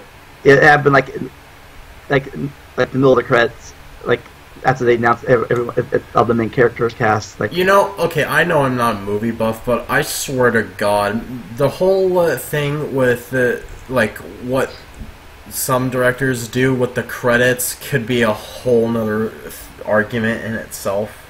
Well, not argument, but topic, I guess. Not like podcast topic, but something to talk about. Hang on. I think I had mentioned Carrie Fisher's death before on a podcast episode. Did I ever describe how eerily similar her death was to my Graham? No. Maybe. Yeah. I think we just mentioned that she died the day before her mommy died. Yeah, well, that's Final Destination level crap in itself. Like, Final Destination. And I did not know that lady was her mom until she died. I mean, well, I actually didn't. I think I figured it out, like, as soon as it was announced she was in the hospital. And especially when Mark Hamill claimed in interviews when he went to go sit down at, like, on the set of Star Wars, I think they were at a dinner or something, and Mark Hamill recalled, "Oh, I'm just this middle-class nobody, and here I am sitting in front of the daughter of, like, one of the most legendary Hollywood actors." Wow. Like, that's how he described it. But yeah, the way that Carrie Fisher herself died is eerily similar to how my Graham died. I mean, there's a few minor differences, but essentially what happened with both of them is that they were both in a public place. In my Graham's case, she was over at a friend's house. And in Carrie Fisher's case, she was on a plane, returning home from a book signing or something. Then, they both have a heart attack. That puts them into... They both have a heart attack, and it puts them into cardiac arrest. But thankfully, a nearby bystander catches them. Hey, can I stop you real quick? I need to say this real fast. I'm going to be out for a few minutes, so... yeah, I just want to let you know. Okay. So, they both are caught by a nearby bystander. In my Graham's case, it was my cousin, and in Miss Fisher's case, it was just someone sitting next to her on the plane.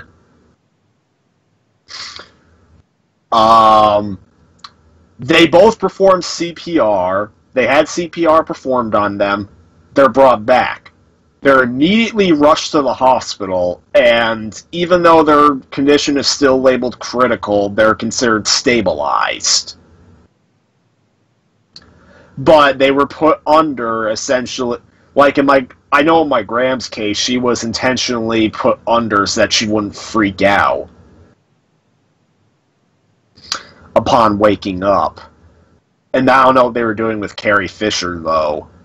Though eventually... I don't know, and then eventually they succumbed to cardiac arrest while they were in the hospital. The only difference is that my Graham only made it about a day, whereas Carrie Fisher made it about 4 days.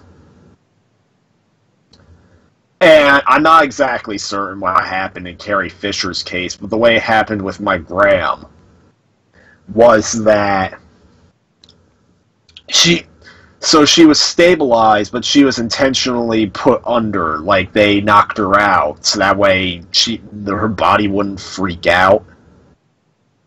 Then they decided to gradually bring her out of the coma so that she would wake up. And they started the process. Just hours later, and of course the doctors say, "Oh, everything's fine," until it wasn't. Around 10, 11 o'clock, she's having, series of heart attacks, and then eventually they just had to let her go because she just had a weak heart at that point. Couldn't go on. Because that's the real unfortunate thing with, cardiac arrests. Very, very rarely do people come back from it.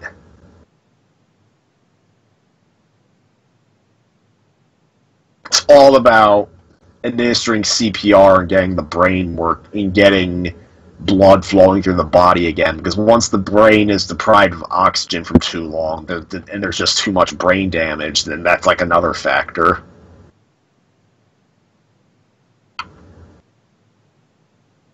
Yeah, lack of oxygen.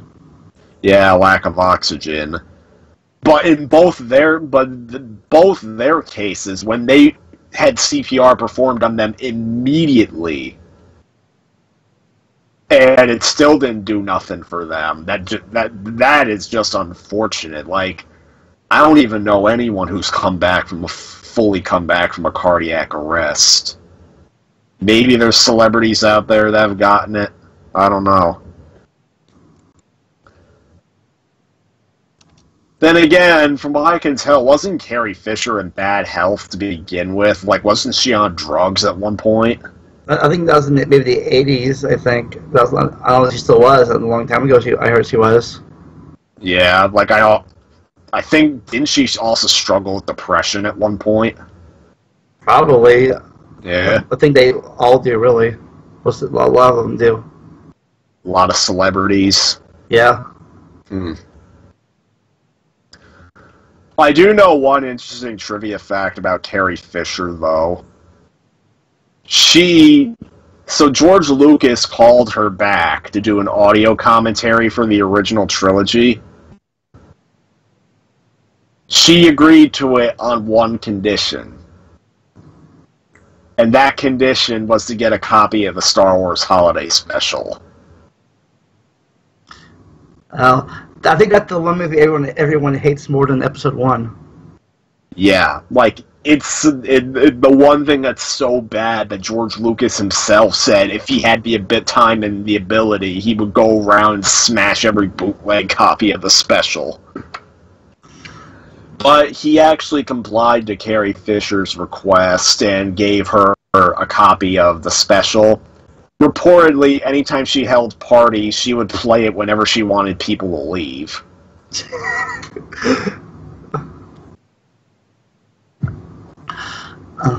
So I think I mentioned this on our last Star Wars episode, which is the season finale of season 3. You ever heard of? I've been looking it up again. The new machete order. You ever heard of that before? No. Well, at the time, it was a way to watch the original movies. In order. They say to watch them episode 4, 5, 2, 3, 6. You watch them in that order, like to get the whole story without spoilers. Watch 4 and 5 first. Hope, and then Empire Strikes Back. Then you watch the Attack of the Clones and Revenge of the Sith next, and you conclude it with the Return of the Jedi. That was like called the Machete Order. Let's just completely ignore Episode 1. Yeah, but then also it reveals some stuff in order too. I forget how they explain it on the channels, but it's a way for first-time viewers to watch it. But now, with Episode 7 out, they talk about how if it goes before or after that new order. But the original trilogy, you watch those 5 movies in that order, and it tells the whole story apparently. But yeah, it's called the Machete Order for some reason. I guess because they chop them up and rearrange them with a machete. And they know Episode 1 because I guess no one likes it. Even though there is a fan-made edit called the Phantom Edit. Oh yeah, is that the one where they have Jar Jar talking in an alien voice and subtitles? Either that, or it barely had Jar Jar at all. If I would remake the prequels, I've been thinking about this. People do that. I think I would make Anakin like 3 years old, the same age as Padme, both teenagers. And then I might put the Episode 2 stuff where they did that Episode 2 stuff in Episode 1 because I think in Episode 2 they're like we're secretly in love with each other, but they really barely interacted with each other in Episode 1 at all. They were like, oh, hi, okay, bye now. 10 years later, I'm still thinking about her because I'm a stalker apparently. Maybe if they actually showed they had chemistry in Episode 1, we might actually believe, they might like each other, but they hardly interacted with each other at all, even though they're about the same age. Really, I think she's only like 4 years older than him, but then but I think he's 14 in the first movie, and he's like 9 or 10. With the big age gap then, but then 10 years later, they're like 20 and 24.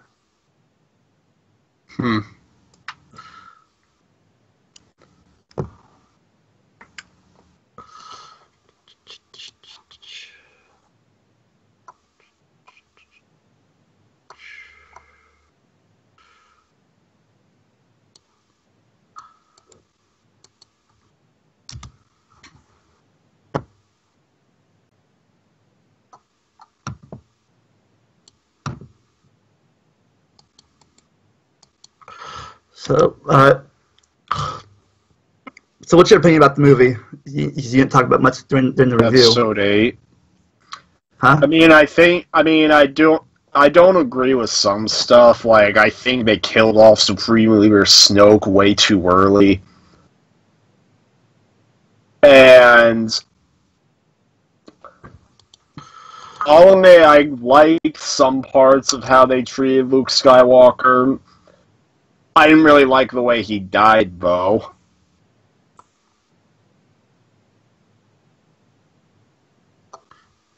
Like, it just felt like if they were gonna kill him off, like, that maybe they should have did it in a similar way to how Obi-Wan went. They thought that's what he was going to do, but then they did the hologram thing instead. Yeah, and then apparently he dropped dead from too much Force usage. Ooh. Like, that was, like, the only thing I thought was wrong with it. I thought it was an interesting way to make him doubt, like, the Force. To, like, make him doubt himself and then come back from it.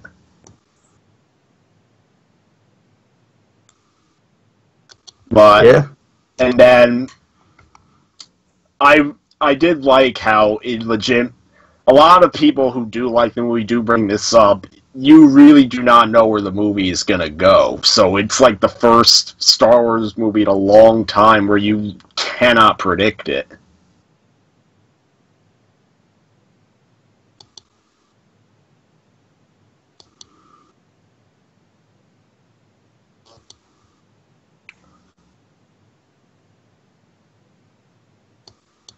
But yeah, I overall thought the movie was good.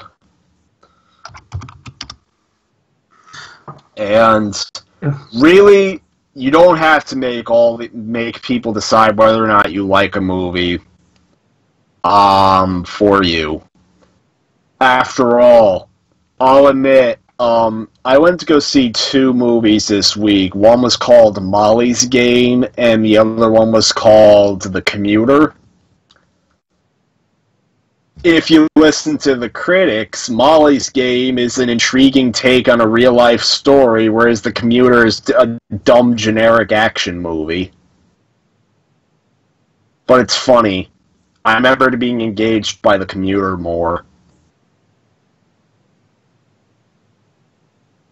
Like, I went to go see it after my sister... Like, when my sister...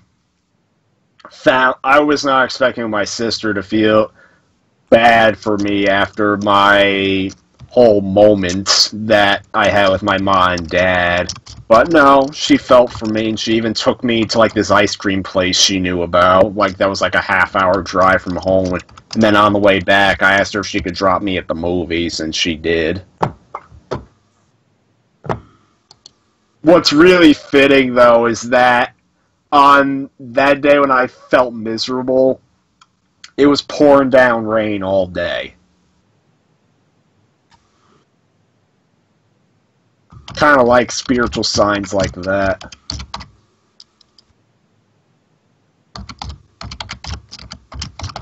Because you know how they say when a family member or, like, close friend dies, and then on the day of their funeral, it's like pouring rain outside? Yeah. It's meant to, like, symbolize how either God himself or the deceased loved one is crying for all of you. Or the angels are crying. Yeah. And that's exactly what happened during my grand's funeral, actually. Started raining. It was raining big time all day when when we had the funeral. So I like to believe that yesterday when I was in a bad mood that my grandma was crying for me. Did notice when I was doing my laundry, I also found a dime. That's another thing. They say when you find dimes, that's supposed to be a dead loved one thinking about you. And that's not even the only signs. If you see a cardinal, that's supposed to be another sign. A cardinal? Yeah, a cardinal. If you see a cardinal just sitting around, then that means like a bird. It's a red-colored bird. They say it's supposed to be another sign. In fact, my aunt, after her husband died, noted how frequently in the aftermath of both it and my gram, which was her mom, she noted she would always see cardinals in the front yard. It even got to the point where she was debating if it was my uncle or my gram. Well, I gotta say, maybe this podcast episode's helping me bounce back. That's good. Yeah. Maybe just overall trying to talk to people more is gonna make me better. In fact, just a while ago, an old collaborator of mine, Corey, was doing a Battlefield Hardline live stream. I just went in the chat briefly and just acknowledged that I was there. Meanwhile, I'm still trying to get my Elgato to work. Yeah. It still won't work, which makes me depressed because I could be recording stuff right now. Well, not besides doing this, of course. But yeah, talking about depression got me thinking about we can talk about in the future podcast. Depression, because I mean, yeah, we could talk about depression, but like I said before, like I don't know if I actually got depression because, for one thing, I'm not sure if it's a thing that just happened instantly. Like me just being in a bad mood, like it kind of just happened instantly after a few days of me being sick. Like, there was, like, no reason for it whatsoever to have happened. It just kind of happened. Like, I really cannot say why. Like, I just felt it come on when I just felt no energy to, like, record videos, play games, or even, like, I just barely had the ability to put movies on. I feel the same way, too, sometimes. I feel that way sometimes when like, God, is this where my life's at right now? It sucks. Are you typing or is Mario typing? I'm typing. Okay. Yeah.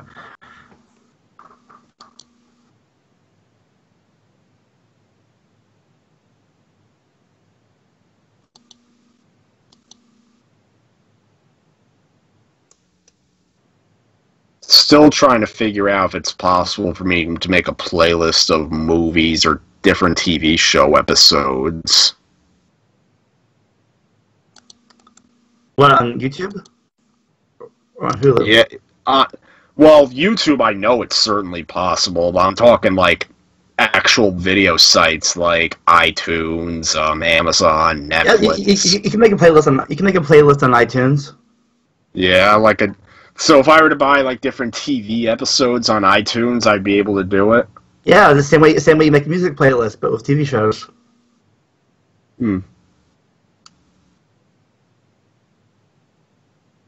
I have an entire playlist of the entire three seasons of Avatar. Okay, I have returned. The only problem with that is how can I do it with DVDs? Like, probably the best... Oh, not with DVDs, but I'm thinking about this. With iTunes, you can do that. With DVDs, you gotta pop them in and out. Yeah, with DVDs, like, probably the best thing I could do is just record them using a capturing device, and then just put the videos on iTunes to arrange them, but I don't know. Wait, what are we talking about? Playlists. What about them? How to make them. how to make like TV show and movie playlists.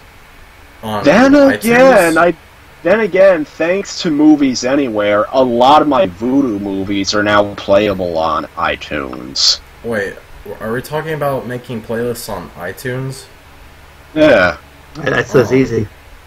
Yeah, maybe I can make movie playlists on iTunes, because thanks to Movies Anywhere, I now have a crap ton of movies I can watch on iTunes, because the thing about Movies Anywhere is that you're able to connect, you're allowed to do cross-platform stuff with Vudu, iTunes, and Amazon. Oh, and Google Play. So because of that, a lot of movies from my Vudu library were transferred over to iTunes, and now I can watch them on iTunes, I can watch them on Amazon. The only catch is that movies that were distributed by Paramount or Lionsgate did not transfer over, since Paramount and Lionsgate opted out of Movies Anywhere. Yeah. So, I don't know if you know this, but it's been 2 hours now. It just went to the 2-hour mark. I know, we were waiting for you to get back. Yeah. Before we end it, though, could you sum up what we were talking about when I left? We're reviewing the movie.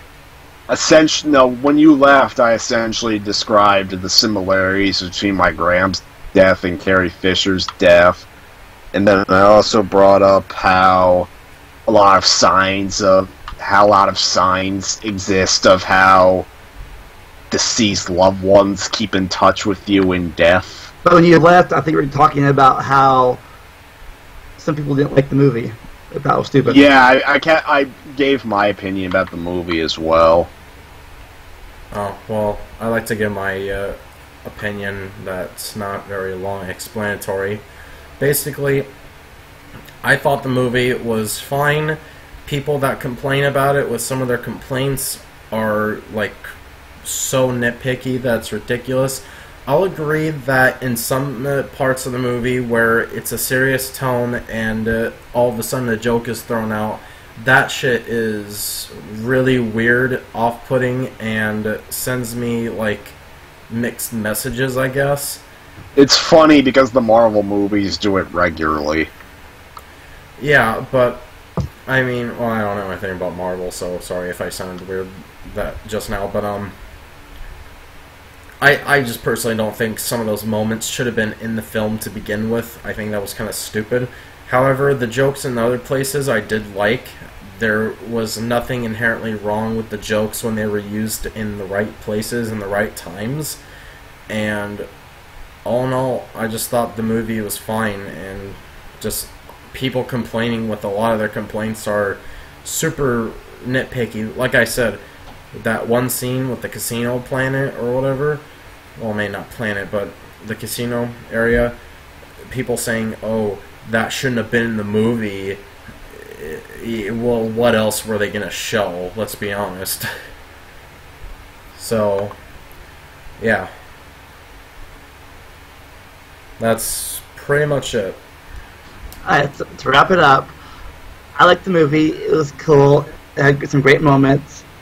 And I guess we'll have to wait till episode 9 to see how, if episode 9 is the conclusion of this trilogy, we're going to have to see how it all wraps up in about 2 years. This next year will be the Han Solo spinoff. You mean this year? So, yeah, they're doing that. 2 years ago was the episode 7. Last year was the Rogue spinoff. This year was the episode 8. So this year will be the Han Solo.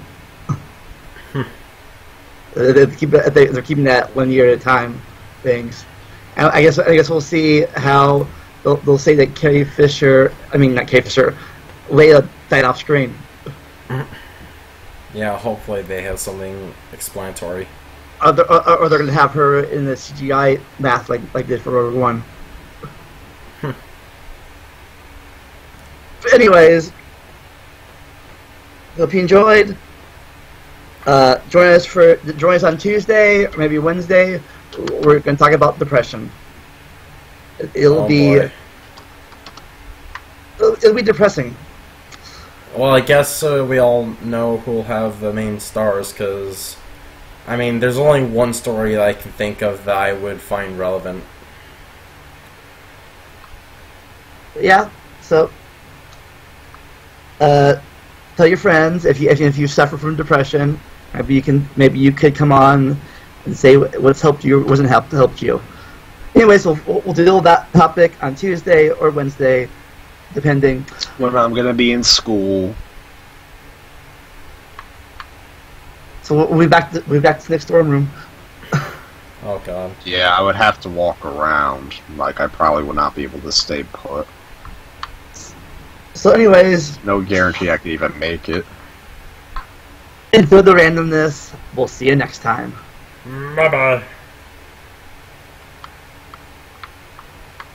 No bye from Schnick. Bye-bye. Yay.